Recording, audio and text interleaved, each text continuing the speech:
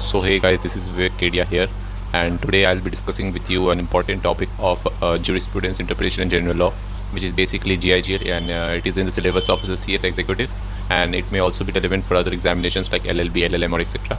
So the topic we are discussing is related to basically interpretation of statutes, and the topic name is actus non facit reum nisi mensit rea. It is basically a legal maxim. It is basically a legal maxim which states that no act an act does not make anyone guilty unless there is a criminal intent or a guilty mind.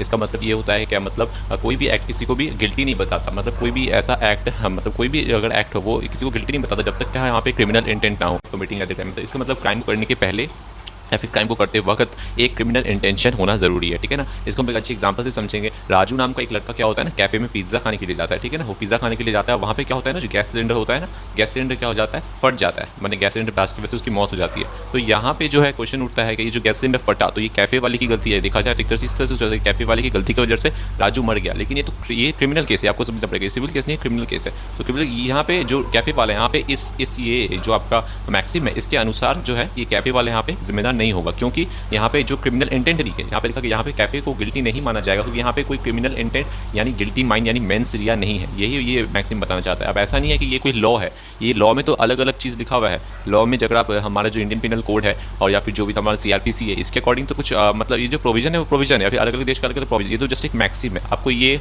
Law नहीं है, आपको ये बात समझना पड़ेगा, law नहीं है, ये बस एक मैक्सिम है।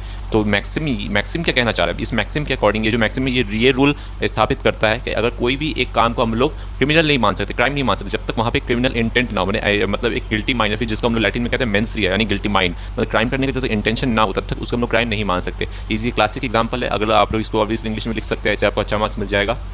तो इसी में यही बोलना चाह रहा है कि राजू नाम का एक लड़का कैफ़े में पिज़्ज़ा खाने गया, वहाँ पे सिलेंडर फटने की वजह से उसकी मौत हो गई। यहाँ पे कैफ़े वाले को गिल्टी नहीं माना जाएगा क्योंकि यहाँ पे कैफ़े वाले का कोई क्रिमिनल इंटेंट नहीं है, वो उनको मारना नहीं चाहते थे, वो बस एक एक्सीडेंट हो गया, इट्स अ मियर एक्सीडेंट, ठीक है। तो इस लैटिन मैक्सिम का मतलब क्या होता है, इस लैटिन मैक्सिम ये क्या कहना चाह रहा है, an act does not make anyone guilty unless there is a criminal intent और अ गिल्टी माइंड। अगर आपको मेरा वीडियो अच्छा लगा तो लाइक, सब्सक्राइब एंड शेयर।